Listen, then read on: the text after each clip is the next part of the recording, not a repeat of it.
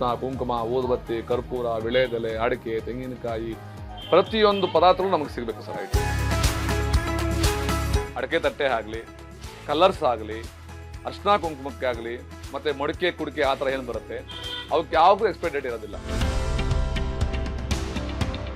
ನಾವು 1 ಲಕ್ಷದಿಂದ ಹಿಡಿದು 50 ಲಕ್ಷ ನಾವು ಇನ್ವೆಸ್ಟ್ ಮಾಡ್ಬೋದು. ಗಂಜಿಗೆ ಅಂಗಡಿ, ಪೂಜಾ ಐಟಮ್, ಪೂರಾ ಐಟಮ್ಸ್ ಎಲ್ಲ ಸೇರಿ ನಾನು ಒಂದು 15-20 ಬಂಡವಾಳ ಹಾಕಿದ್ದೀನಿ.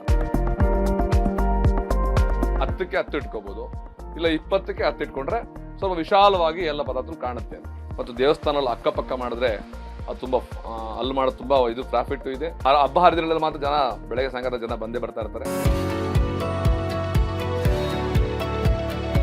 ಎಲ್ಲ ಖರ್ಚೆಲ್ಲ ಹೋಗಿ ನಮಗೆ ಒಂದು 70-80 ಸಾವಿರ ಉಳಿಯೋ ಪರಿಸ್ಥಿತಿನೂ ಖಂಡಿತ ಇದೆ. ಇದೊಂದು ಲಾಭನೂ ಇದೆ, ನಷ್ಟ ಅನ್ಕೂ ಯಾವ ಇದ್ರಲ್ಲೂ ಇಲ್ಲ. ಇದರಲ್ಲಿ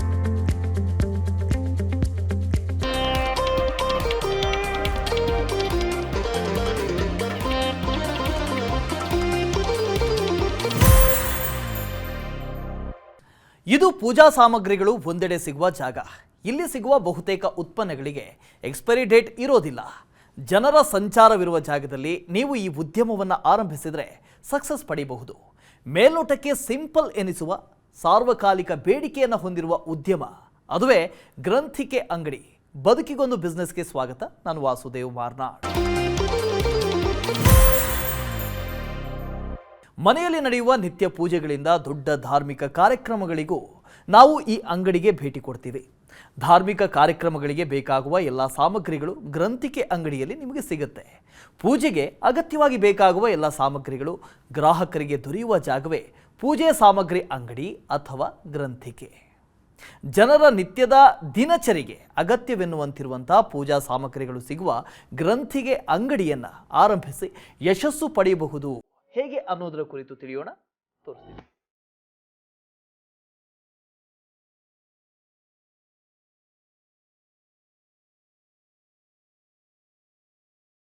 ಎಲ್ಲರ ಮನೆಗಳಲ್ಲಿಯೂ ದೇವರ ಕೋಣೆಗಳು ಇದ್ದೇ ಇರುತ್ತವೆ.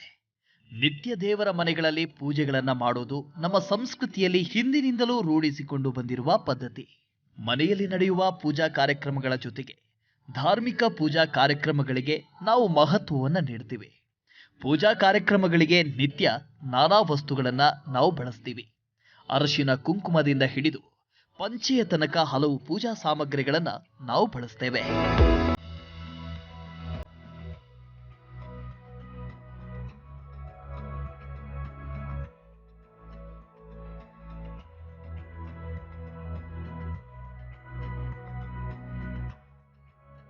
ಈ ರೀತಿಯ ಪೂಜಾ ಸಾಮಗ್ರಿಗಳಿಗೆ ಮನೆ, ದೇವಸ್ಥಾನ ಸೇರಿದಂತೆ ಎಲ್ಲಾ ಕಡೆಗಳಲ್ಲಿಯೂ ಬೇಡಿಕೆ ಇದ್ದೇ ಇರುತ್ತೆ. ಕಾಲ ಎಷ್ಟೇ ಬದಲಾದರೂ ಪೂಜೆ ಹಾಗೂ ಅದಕ್ಕೆ ಬಳಸುವ ಸಾಮಗ್ರಿಗಳಲ್ಲಿ ಯಾವುದೇ ಬದಲಾವಣೆಗಳು ಬರೋದಿಲ್ಲ. ಜೊತೆಗೆ ಅವುಗಳ ಬೇಡಿಕೆಯಲ್ಲಿ ಕೂಡ ಕುಂಠಿತವಾಗೋದಿಲ್ಲ. ಈ ಕಾರಣಕ್ಕಾಗಿಯೇ ಪೂಜಾ ಸಾಮಗ್ರಿಗಳನ್ನ ಮಾರಾಟ ಮಾಡುವ ಗ್ರಂಥಿಕೆ ಅಂಗಡಿಗೆ ಸದಾ ಬೇಡಿಕೆ ಇದ್ದೇ ಇರುತ್ತೆ.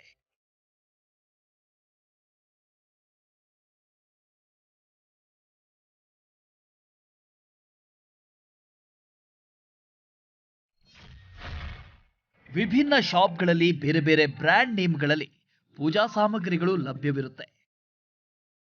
ದೇಶದಲ್ಲಿ 10,000 ಕೋಟಿ ಮಾರುಕಟ್ಟೆ ಮೌಲ್ಯವನ್ನ ಈ ಉದ್ಯಮ ಹೊಂದಿದೆ. ಮನುಷ್ಯರಲ್ಲಿ ಭಕ್ತಿ ಭಾವದ ನಂಬಿಕೆಗಳು ತುಂಬಿರುವ ತನಕ ಪೂಜಾ ಸಾಮಗ್ರಿಗಳು ಕೂಡ ಬೇಡಿಕೆಯನ್ನ ಪಡೆದುಕೊಂಡೇ ಇರುತ್ತೆ. ಹಾಗಾಗಿಯೇ ಈ ಉದ್ಯಮವನ್ನ ನೀವು ಆರಂಭಿಸಿದರೆ ಖಂಡಿತವಾಗಿಯೂ ನೀವು ಯಶಸ್ಸನ್ನ ಪಡೆಯಬಹುದು.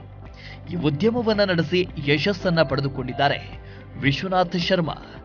ವಿಶ್ವನಾಥ್ ಶರ್ಮಾ ಮೂಲತಃ ದೊಡ್ಡಬಳ್ಳಾಪುರದವರು. ಪೌರೋಹಿತ್ಯ ನಡೆಸುತ್ತಿದ್ದಾರೆ. ಉದ್ಯಮವನ್ನ ಆರಂಭಿಸಬೇಕು ಎಂದು ಯೋಚಿಸಿದರು. ಆದರೆ ತನಗೆ ಅರಿವಿರುವ ಈ ಉದ್ಯಮವನ್ನ ಆರಂಭಿಸಿದ್ರೆ ಯಶಸ್ಸು ಪಡೆಯಬಹುದು ಅನ್ನುವ ಕಾರಣಕ್ಕೆ ಗ್ರಂಥಿಗೆ ಅಂಗಡಿ ಉದ್ಯಮವನ್ನ ಆರಂಭಿಸಿದ್ರು.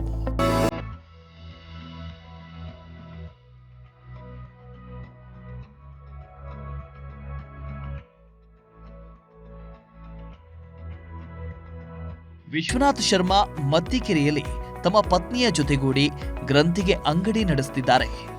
SLR ಪೂಜಾ ಭಂಡಾರ ಅಂಗಡಿಯನ್ನ ನಡೆಸುತ್ತಿದ್ದಾರೆ.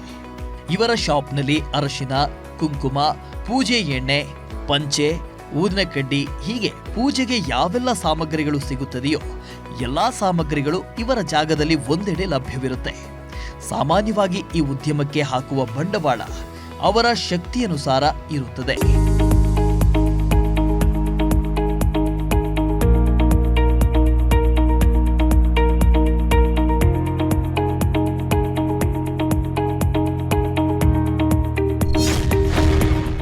ಎಷ್ಟು ಬಂಡವಾಳವಿದ್ದರೆ ಆರಂಭಿಸಬಹುದು ಈ ಉದ್ಯಮವನ್ನ? ಗ್ರಂಥಿಗೆ ಅಂಗಡಿ ಉದ್ಯಮವನ್ನ ನೀವು ನಿಮ್ಮ ಅಗತ್ಯಕ್ಕೆ ಅನುಕೂಲ ಎನ್ನುವಂತೆ ಬಂಡವಾಳವನ್ನ ಹಾಕಿ ಆರಂಭಿಸಬಹುದು. ಆದರೆ ಈ ಉದ್ಯಮಕ್ಕೆ ಕನಿಷ್ಠ 5 ಲಕ್ಷವಾದರೂ ಆರಂಭಿಕ ಬಂಡವಾಳವಿದ್ದರೆ ಉತ್ತಮ. ಆದರೆ ನೀವು ಉದ್ಯಮವನ್ನ ಪ್ರಾರಂಭಿಸುವಾಗ ಎಲ್ಲಾ ಸಾಮಗ್ರಿಗಳು ನಿಮ್ಮ ಅಂಗಡಿಯಲ್ಲಿ ಸಿಗುವಂತೆ ವಿಶಾಲವಾಗಿಯೇ ಉದ್ಯಮವನ್ನ ಆರಂಭಿಸಿ.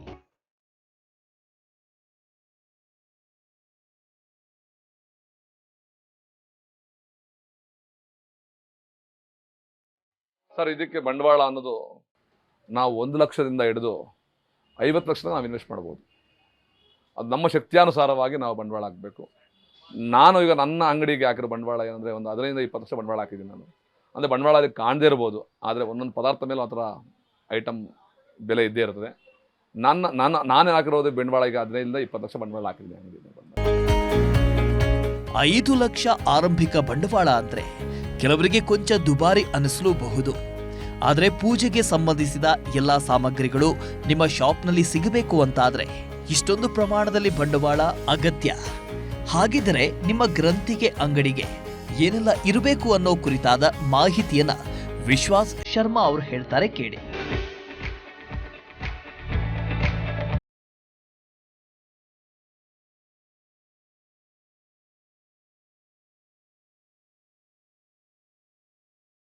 ಅದು ಏನಕ್ಕೆ ಅಂತಂದರೆ ಅಡ್ವಾನ್ಸಿಂದ ಸಮೇತ ಸೇರಿ, ಇಂಟೀರಿಯರ್ ಎಲ್ಲ ಸೇರಿ, ಪದಾರ್ಥಗಳೆಲ್ಲ ಸೇರಿ ಈಗ ನಾನು 15-20 ಲಕ್ಷ ಇನ್ವೆಸ್ಟ್ ಮಾಡಿದ್ದೀನಿ ಸರ್ ಅಂಗಡಿಗೆ. ನೀವು ಈ ಉದ್ಯಮವನ್ನ ಎಷ್ಟು ಸ್ಥಳಾವಕಾಶದಲ್ಲಿ ಆರಂಭಿಸ್ತೀರಿ ಅನ್ನೋದು ನಿಮ್ಮ ಆಯ್ಕೆಗೆ ಬಿಟ್ಟ ವಿಚಾರ. 10x10, 20x30 ಹೀಗೆ ನಿಮ್ಮ ಅನುಕೂಲಕ್ಕೆ ತಕ್ಕಂತೆ ಆರಂಭಿಸಬಹುದು. ಆದರೆ ಕೊಂಚ ವಿಶಾಲ ಜಾಗದಲ್ಲಿ ಆರಂಭಿಸಿದ್ರೆ ನಿಮಗೂ ಉತ್ತಮ. ಜನರ ಸಂಚಾರವಿರುವ ಜಾಗದಲ್ಲಿ ನಿಮ್ಮ ಉದ್ಯಮವನ್ನ ಆರಂಭಿಸಿದ್ರೆ ಉತ್ತಮ.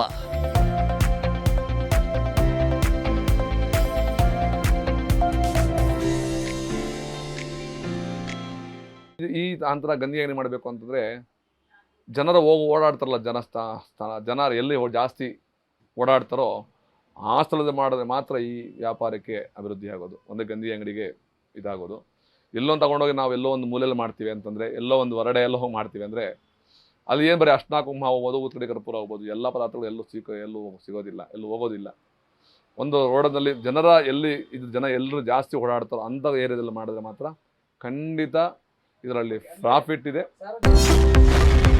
ಅನುಮತಿ ಅಗತ್ಯ ಈ ಉದ್ಯಮಕ್ಕೆ. ನೀವು ಸ್ವಉದ್ಯಮವನ್ನ ವ್ಯವಹಾರಿಕ ಚೌಕಟ್ಟಿನೊಳಗೆ ಆರಂಭಿಸ್ತೀರಿ ಅಂತಾದ್ರೆ ಸಂಬಂಧಪಟ್ಟ ಅನುಮತಿಯನ್ನ ಪಡೆದುಕೊಂಡು ಆರಂಭಿಸಬೇಕು.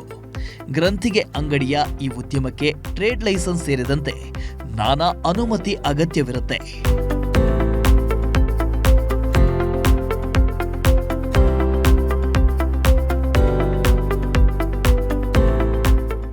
ಈ ಥರ ದೊಡ್ಡ ಅಂಗಡಿ ಮಾಡಿದಾಗ ಲೈಸೆನ್ಸ್ ಇರಬೇಕು, ಸ್ಕೇಲ್ ಲೈಸೆನ್ಸ್ ಇರಬೇಕು, GST ಇರಬೇಕು. ಪ್ರತಿಯೊಂದು ಇದ್ದರೆ ಮಾತ್ರನೇ ಅದಕ್ಕೆ ಒಂದು ವ್ಯಾಲ್ಯೂ ಮತ್ತು ಒಂದಿದೆ ಸರ್.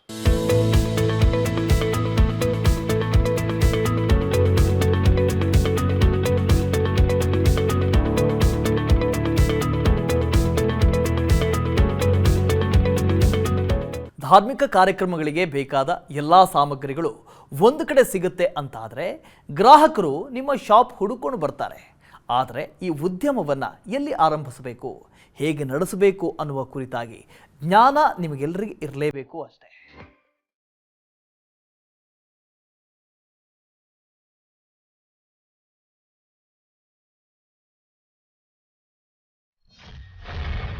ದೀರ್ಘಕಾಲ ಬಾಳಿಕೆ ಬರುವ ಪ್ರಾಡಕ್ಟ್. ಸಾಮಾನ್ಯವಾಗಿ ಯಾವುದಾದ್ರೂ ಒಂದು ಉತ್ಪನ್ನವನ್ನ ಕೊಂಡಾಗ ಆ ಪ್ರಾಡಕ್ಟ್ನ ಎಕ್ಸ್ಪೈರಿ ಡೇಟ್ಗಳನ್ನು ನಾವು ನೋಡಿಯೇ ಖರೀದಿ ಮಾಡ್ತೀವಿ. ಡ್ರೈ ಫ್ರೂಟ್ಸ್, ನವಧಾನ್ಯಗಳನ್ನು ಹೊರತುಪಡಿಸಿ ಗ್ರಂಥಿಗೆ ಅಂಗಡಿಯಲ್ಲಿ ಬಹುತೇಕ ವಸ್ತುಗಳಿಗೆ ಅಂತಿಮ ದಿನಾಂಕ ಅಥವಾ ಎಕ್ಸ್ಪೈರಿ ಡೇಟ್ ಇರೋದಿಲ್ಲ. ಕುಂಕುಮ, ಅರಿಶಿನ, ಪಂಚೆ, ಅರಿಶಿನ ಕೊಂಬು, ಬಣ್ಣದ ಪುಡಿ, ಸೌದೆ, ಚಕ್ಕೆ ಸೇರಿದಂತೆ ಪೂಜಾ ಸಾಮಗ್ರಿಗಳ ಅಂಗಡಿಯಲ್ಲಿ ಸಿಗುವ ಬಹುತೇಕ ವಸ್ತುಗಳಿಗೆ ಎಕ್ಸ್ಪೈರಿ ಡೇಟ್ ಇರೋದಿಲ್ಲ.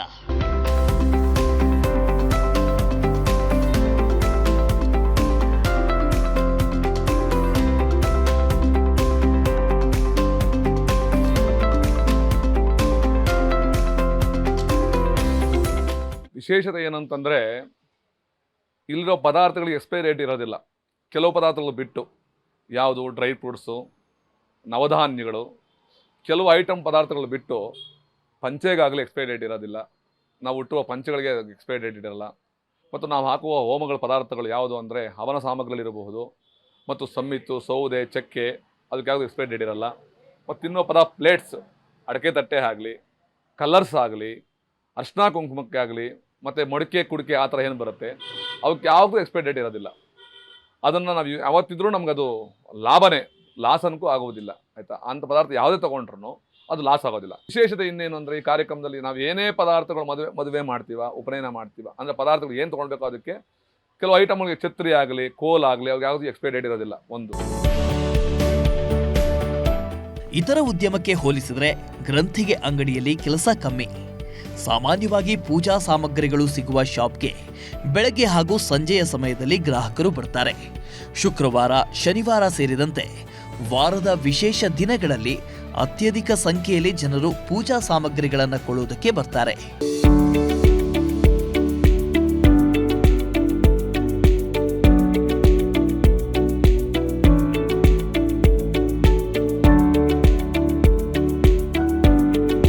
ಗ್ರಂಥಿಗೆ ಅಂಗಡಿಯಲ್ಲಿ ಅರಶಿನ, ಕುಂಕುಮದಿಂದ ಹಿಡಿದು ಎಲ್ಲಾ ರೀತಿಯ ಸಾಮಗ್ರಿಗಳು ಸಿಗ್ತವೆ. ಹಾಗಿದ್ರೆ ಗ್ರಂಥಿಗೆ ಅಂಗಡಿಯಲ್ಲಿ ಯಾವೆಲ್ಲ ಸಾಮಗ್ರಿಗಳು ಸಿಗ್ತದೆ ಅನ್ನೋದನ್ನ ವಿಶ್ವನಾಥ್ ಶರ್ಮಾ ಅವರೇ ಹೇಳ್ತಾರೆ, ಕೇಳಿ.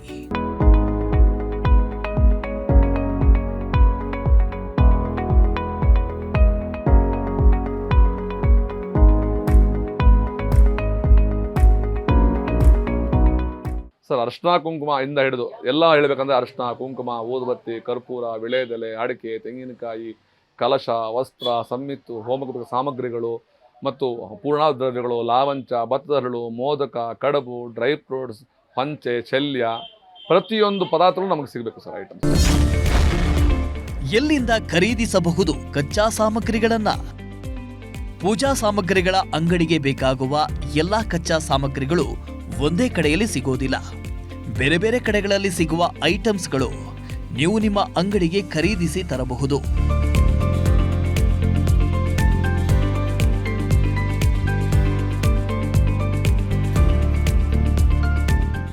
ಸರ್, ಈ ಪದಾರ್ಥ ನನಗೆ ಒಂದೇ ಕಡೆಯಿಂದ ಬರೋದಿಲ್ಲ, ಸಿಟಿ ಮಾರ್ಕೆಟಿಂದ ಬರುತ್ತದೆ. ಮತ್ತು ಇಲ್ಲಿ ಯಶವಂತಪುರ RMC 2 ಅಂತ ಇರುತ್ತೆ, ಅಲ್ಲಿಂದ ಪದಾರ್ಥ ಬರ್ತದೆ. ಮತ್ತು ಸಿಟಿ ಮಾರ್ಕೆಟಿಂದ ಬಿಟ್ಟು ಸೇಲಂ, ಈರೋಡ್ ಇಂದ ಎಲ್ಲ ಪಂಚಗಳೆಲ್ಲ ಬರ್ತದೆ. ದೀಕ್ಷಾ ವಸೂಲು ತರಿಸ್ಬೇಕು, ನಾವು ಅಲ್ಲಿ ತರಿಸೋದು ನಾವು. ಗ್ರಂಥಿಗೆ ಅಂಗಡಿ ಉದ್ಯಮವನ್ನ ಒಬ್ಬರಿಂದಲೇ ನಡೆಸಲು ಸಾಧ್ಯವಿಲ್ಲ. ಕನಿಷ್ಠ ಒಬ್ಬರು ಕಾರ್ಮಿಕರು ಈ ಬಿಸ್ನೆಸ್ಗೆ ಅತ್ಯವಶ್ಯಕ.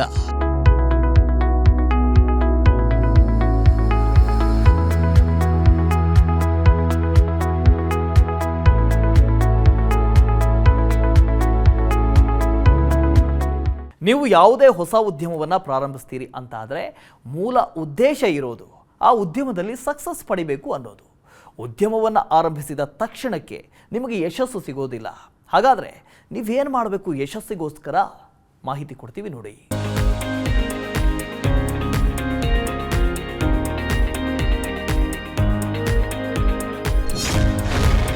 ಯಾರು ಬೇಕಿದ್ದರೂ ಪ್ರಾರಂಭಿಸಬಹುದು ಈ ಉದ್ಯಮವನ್ನ.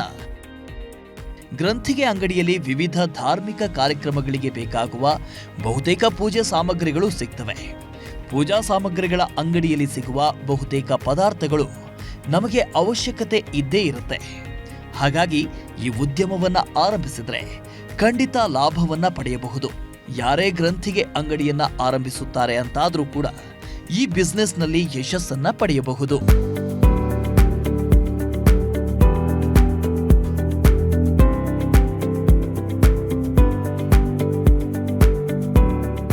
ಈ ಗಂಧಿಗೆ ಅಂಗಡಿ ಐಟಮಲ್ಲಿ ಒಳ್ಳೆ ಪ್ರಾಫಿಟೇ ಇದೆ. ಮೋಸ ಅನ್ಕೋ ಇಲ್ಲ, ಲಾಸ್ ಅನ್ಕೋದಿಲ್ಲ. ಪ್ರತಿ ವಾರದೂ ಪ್ರತಿನಿತ್ಯವೂ ನಡೆಯುವಂತಹ ಪದಾರ್ಥಗಳು ಇಲ್ಲಿ ದೊರಕುತ್ತದೆ. ಕಾರ್ಯಕ್ರಮಗಳಿಗೆ ಸೋಮವಾರ ಆಗಲಿ, ಮಂಗಳವಾರ ಆಗಲಿ, ಶುಕ್ರವಾರ ಆಗಲಿ, ಆ ಥರ ಒಳ್ಳೊಳ್ಳೆ ದಿನಸುಗಳಲ್ಲಿ ತುಂಬ ಐಟಮ್ಗಳು ಆಚೆ ಕಡೆ ಹೋಗುತ್ತೆ ಕಾರ್ಯಕ್ರಮ. ಪ್ರತಿಯೊಂದು ಜನ ಬಂದೇ ಬರ್ತಾರೆ ತೊಗೊಂಡು. ಮತ್ತು ಇದ್ರಲ್ಲಿ ಗಜಿಬಿಜಿ ಅನ್ನೋದಿಲ್ಲ ಪದಾರ್ಥಗಳಲ್ಲಿ. ಶಾಂತ ರೀತಿಯಿಂದ ನಾವು ನಡೆಸ್ಕೊಂಡು ಹೋಗ್ಬೇಕು ಕಾರ್ಯಕ್ರಮದಲ್ಲಿ. ಮತ್ತು ಇದರಲ್ಲಿ ಮೋಸ ಅನ್ಕೂ ಖಂಡಿತ ಇರೋದಿಲ್ಲ. ಯಾರೇ ಇದನ್ನು ಗಂಜಿ ಅಂಗಡಿ ಮಾಡ್ತೀವಿ ಅಂತ ಗೊತ್ತಿರೋ ತಿಳ್ಕೊಂಡವ್ರು ಮಾಡಬೇಕು ಅಂತ ಬಯಸಿ ಯಾರು ಆಸೆ ಇರುತ್ತೋ ಅವ್ರು ಖಂಡಿತ ಮಾಡ್ಬೋದು ಇದರಲ್ಲಿ. ಗ್ರಂಥಿಗೆ ಅಂಗಡಿಯನ್ನ ಆರಂಭಿಸುವುದಕ್ಕೆ ನಿಮಗೆ ವಿದ್ಯಾವಂತರೇ ಆಗಬೇಕು ಅಂತೇನಿಲ್ಲ. ಆದರೆ ಕನಿಷ್ಠ ಪ್ರಮಾಣದಲ್ಲಿ ಲೆಕ್ಕಾಚಾರಗಳನ್ನ ಅರಿಯುವ ವಿದ್ಯಾರ್ಹತೆ ಇದ್ರೂ ಸಾಕು. ಗ್ರಾಹಕರ ಜೊತೆಗೆ ಹೇಗೆ ಮಾತನಾಡಬೇಕು ಅನ್ನುವ ಬುದ್ಧಿವಂತಿಕೆ ನಿಮ್ಮಲ್ಲಿರಬೇಕು.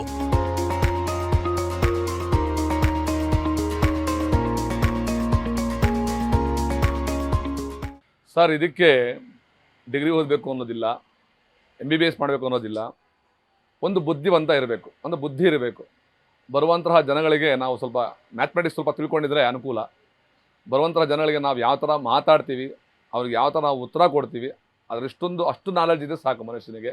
ಇದಕ್ಕೆ ಯಥೇಚ್ಛವಾಗಿ ಬುದ್ಧಿ ಇರಬೇಕು ಅನ್ನೋದು ಅದೇನಿಲ್ಲ. ಒಂದು ಜ್ಞಾನ ಒಂದು ಗೊತ್ತಿದ್ರೆ, ನಾನು ಸೌಜನ್ಯ ರೀತಿ ಮಾತಾಡೋದು ಕಲ್ತ್ಕೊಂಡ್ಬಿಟ್ಟಿದ್ರೆ ಅಷ್ಟಿದ್ರೆ ಸಾಕು. ಖಂಡಿತ ಇದರಲ್ಲಿ ಮುಂದುವರಿಬೋದು, ಖಂಡಿತ ಮುಂದುವರಿಬೋದು. ಪ್ರಾಡಕ್ಟ್ಗಳ ಮಾರಾಟಕ್ಕೆ ಸಂಬಂಧಿಸಿದ ಯಾವುದೇ ಉದ್ಯಮವನ್ನ ನೀವು ಆರಂಭಿಸಿದರೆ ನಿಮ್ಮ ಅಂಗಡಿಯಲ್ಲಿ ವಸ್ತುಗಳ ಸ್ಟಾಕ್ ಇದೆಯಾ ಇಲ್ವಾ ಅನ್ನೋದನ್ನ ಗಮನದಲ್ಲಿ ಇಟ್ಟುಕೊಳ್ಳುವುದು ಬಹಳ ಮುಖ್ಯ. ಒಂದು ವೇಳೆ ಸ್ಟಾಕ್ ಇಲ್ಲದಿದ್ರೆ ಅದನ್ನ ಭರ್ತಿ ಮಾಡಿಕೊಳ್ಳುವ ಕೆಲಸ ಮಾಡುವುದು ಮುಖ್ಯ. ಈಗ ನಾವು ಸ್ಟಾಕ್ ಇಲ್ಲಿ ಏನು ಮಾಡಿರ್ತೀವಿ, ಅದು ಖಾಲಿ ಆದ ತಕ್ಷಣ ನಾವು ಏನು ಖಾಲಿ ಆಗಿರುತ್ತೋ ಇಮಿಡಿಯೇಟ್ ಅದನ್ನು ನಾವು ರೈಟಿಂಗಲ್ಲಿ ಬರ್ಕೊಂಡು ಇಮಿಡಿಯೇಟ್ ಆರ್ಡ್ರ್ ಮಾಡಬೇಕು. ನಾವು ಆರ್ಡ್ರ್ ಮಾಡಿದ ತಕ್ಷಣ ಪದಾರ್ಥ ನಮ್ಗೆ ಬರುವಂಥ ಪರಿಸ್ಥಿತಿ ಇಮಿಡಿಯೇಟ್ ಇರಬೇಕು.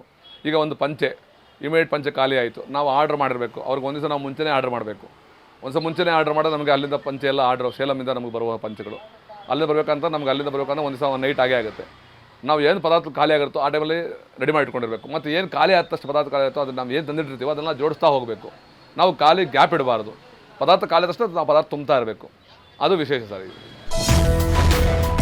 ಹೇಗೆ ನಿರ್ಧರಿಸಲಾಗುತ್ತೆ ಪೂಜಾ ಸಾಮಗ್ರಿಗಳ ದರ? ಅಂಗಡಿಯಲ್ಲಿ ಮಾರಾಟ ಮಾಡುವ ಈ ಸಾಮಗ್ರಿಗಳ ಬೆಲೆ ಕೂಡ ಒಂದೇ ರೀತಿ ಇರೋದಿಲ್ಲ. ಒಂದೊಂದು ಸಾಮಗ್ರಿಗಳ ಬೆಲೆ ಒಂದೊಂದು ರೀತಿಯಲ್ಲಿರುತ್ತೆ.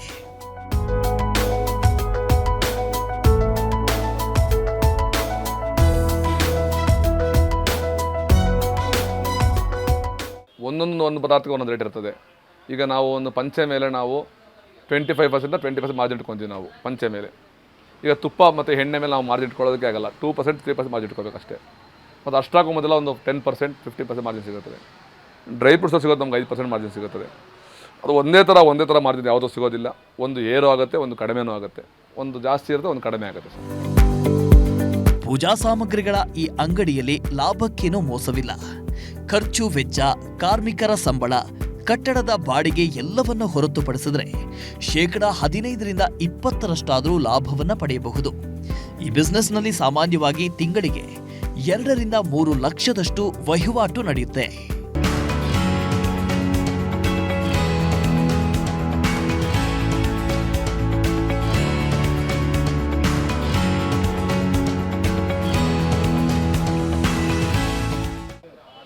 ಸರ್, ನಾವೀಗ ಪ್ರತಿ ತಿಂಗಳು ಒಂದು 2.5 ರಿಂದ 3 ಲಕ್ಷ ರೊಟೇಷನ್ ಮಾಡಿದ್ರೆ ಅದರಲ್ಲಿ ಬಾಡಿಗೆ ತೆಗಿಬೇಕಾಗತ್ತೆ, ನಾವು ಸಂಬಳ ತೆಗಿಬೇಕಾಗತ್ತೆ, ನಮ್ಮ ವೆಚ್ಚ ತೆಗಿಬೇಕಾಗತ್ತೆ. ನಮ್ಮದೆಲ್ಲ ತೆಗೆದ್ರೆ ನನ್ನ ಪ್ರಕಾರ 1 ಲಕ್ಷಕ್ಕೆ ನಾವು 20,000 ತೆಗೆದಿಟ್ರು ತಿಂಗಳಿಗೆ 90,000 ರೂಪಾಯಿ ನಾವು ಅದರಲ್ಲಿ ತೆಗೆದಿಟ್ರು ಅದರಲ್ಲೇ ನಾವು ಬಾಡಿಗೆ, ಹುಡುಗನ ಸಂಬಳ, ನಮ್ಮದು ಸಂಬಳ ಎಲ್ಲ ತೆಗೆದುಕೊಂಡು ನಾವು ಅದನ್ನು ರೊಟೇಷನ್ ಮಾಡ್ಕೋಬೇಕಾಗುತ್ತೆ. ವ್ಯವಹಾರದ ಏರಿಳಿತವನ್ನ ನಿಭಾಯಿಸೋದೇ ಸವಾಲು. ಉದ್ಯಮದಲ್ಲಿ ಪ್ರತಿದಿನ ಒಂದೇ ರೀತಿಯ ಲಾಭ ನಷ್ಟವನ್ನ ನಿಭಾಯಿಸುವುದು ಕಷ್ಟ. ಲಾಭ ನಷ್ಟಗಳಲ್ಲಿ ಏರಿಳಿತಗಳು ಸಂಭವಿಸುತ್ತಲೇ ಇರ್ತವೆ. ಹಾಗಾಗಿ ಈ ಉದ್ಯಮದಲ್ಲಿ ಏರಿಳಿತವನ್ನ ನೀವು ನಿಭಾಯಿಸೋದೇ ಗ್ರಂಥಿಗೆ ಅಂಗಡಿ ಉದ್ಯಮದ ಬಹುದೊಡ್ಡ ಸವಾಲು.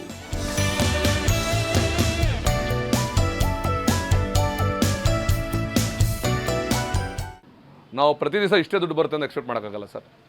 ಇವತ್ತು 1,000 ಆಗ್ಬೋದು, ನಾಳೆ ಏಕ್ದಮ್ 10,000 ಆಗ್ಬೋದು, ಕೆಲವು 5,000 ಆಗ್ಬೋದು. ಅದು ನಾವು ತಡೆ ಕೆಪಾಸಿಟಿ ಇರಬೇಕು ನಮಗೆ. ಈಗ ಇವತ್ತು 1,000 ಆಗ್ಬಿಟ್ಟು ನಾಳೆ 5,000 ಆಗ್ಬಿಟ್ಟಿದೆ ಅನ್ಕೊಂಬಿಟ್ಟು ಇವತ್ತು 1,000 ಆಗ್ಬಿಟ್ಟಿದೆ ಅನ್ಕೊಂಬಿಟ್ಟು ನಾವು ಬಾಧೆ ಪಟ್ಟರೆ ಅದು ಪ್ರಯೋಜನ ಇಲ್ಲ. ನಾವು ಚಾಲೆಂಜ್ ತೊಗೋಬೇಕು. ಚಾಲೆಂಜ್ ಅಂದ್ರೆ ಯಾವ ಥರ, ಮನಸ್ಸು ದೃಢ ನಿರ್ಧಾರ ಇಟ್ಕೋಬೇಕು. ಇವತ್ತಿರಲಿ ನಾಳೆ ಆಗುತ್ತೆ ಅನ್ನೋದು. ಇವತ್ತು ಶುಕ್ರವಾರ ಬರುತ್ತೆ, ಅವತ್ತು ಒಳ್ಳೆ ನಮಗೆ ಒಳ್ಳೆ ಮುಹೂರ್ತಗಳು ಬರುತ್ತೆ, ಒಳ್ಳೆ ತಿಥಿ ನಕ್ಷತ್ರ ಬಂದಾಗ, ಒಳ್ಳೆ ಪ್ರವೇಶಗಳ ಮುಹೂರ್ತ ಮಾಘ ಮಾಸ ಬಂದಾಗ ನಾವು ಬಿಡುವೇ ಇರೋದಿಲ್ಲ. ಮಾಘ ಮಾಸದಲ್ಲಿ ಕಾರ್ತಿಕ ಮಾಸ ನಾವು ಬಿಡುವೇ ಇರೋದಿಲ್ಲ. ಅಂದರೆ ಅದು ಎಕ್ಸ್ಪೆಕ್ಟ್ ಜಾಸ್ತಿ, ನಮಗಿಂತ ಎಕ್ಸ್ಪೆಕ್ಟ್ ಜಾಸ್ತಿ ಇರುತ್ತೆ. ಈಗ ನಾವು 50,000 ಸಂಪಾದನೆ ಮಾಡಿದ್ರೆ 1,00,000 ಸಂಪಾದನೆ ಮಾಡಿರ್ತೀವಿ ಅವತ್ತು ನಾವು. ಆ ಥರ ಅದು ತಡೆಯೋ ಕೆಪಾಸಿಟಿ ನಮಗೆ ಇರಬೇಕು. ಅದೇ ಸರ್ ಚಾಲೆಂಜ್ ಇದರಲ್ಲಿ, ಬೇರೆ ಉದ್ದೇಶ ಇನ್ನೇನಿಲ್ಲ.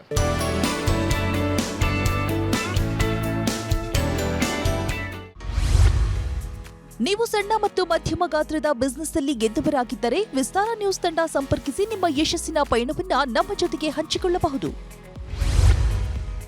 ವಿಸ್ತಾರ ನ್ಯೂಸ್ ನಂಬರ್ 1, 2 ಮತ್ತು 4ನೇ ಮಹಡಿ, the New Indian Express building, block 2 ಮತ್ತು 3, ಕ್ವೀನ್ಸ್ ರಸ್ತೆ, Bengaluru 560001. Phone number 9606942030. Email program@vistaranews.com. ಪೂಜೆ ಕಾರ್ಯಕ್ರಮಗಳು ನಡೆಯುವ ತನಕ ಈ ಉದ್ಯಮಕ್ಕೆ ಡಿಮ್ಯಾಂಡ್ ಇದ್ದೇ ಇರುತ್ತೆ. ಲಾಭ ನಷ್ಟಗಳ ಜೊತೆಗೆ ನಡೆಯುವ ಈ ಬಿಸ್ನೆಸ್ನಲ್ಲಿ ನಷ್ಟವಂತೂ ಸಂಭವಿಸುವುದೇ ಇಲ್ಲ. ದೀರ್ಘಕಾಲ ಬಾಳಿಕೆ ಇರುವ, ಎಕ್ಸ್ಪೈರಿ ಡೇಟ್ ಇರದ ಸಾಮಗ್ರಿಗಳು ಸಿಗುವಂಥ ಈ ಬಿಸ್ನೆಸ್ ನೀವು ಆರಂಭಿಸಿ ಮಾರಾಟ ಸ್ಕಿಲ್ಸ್ ಕಲಿತುಕೊಂಡ್ರೆ ಖಂಡಿತ ಯಶಸ್ಸು ಪಡೆಯಬಹುದು. ಇದಾಗಿತ್ತು ಇವತ್ತಿನ ಬದುಕಿಗೊಂದು ಬಿಸ್ನೆಸ್. ಅನುಕ್ಷಣದ ಸುದ್ದಿಗಾಗಿ ನೋಡ್ತಾ ಇರೋ ವಿಸ್ತಾರ ನ್ಯೂಸ್. ಇದು ನಿಖರ ಜನಪರ.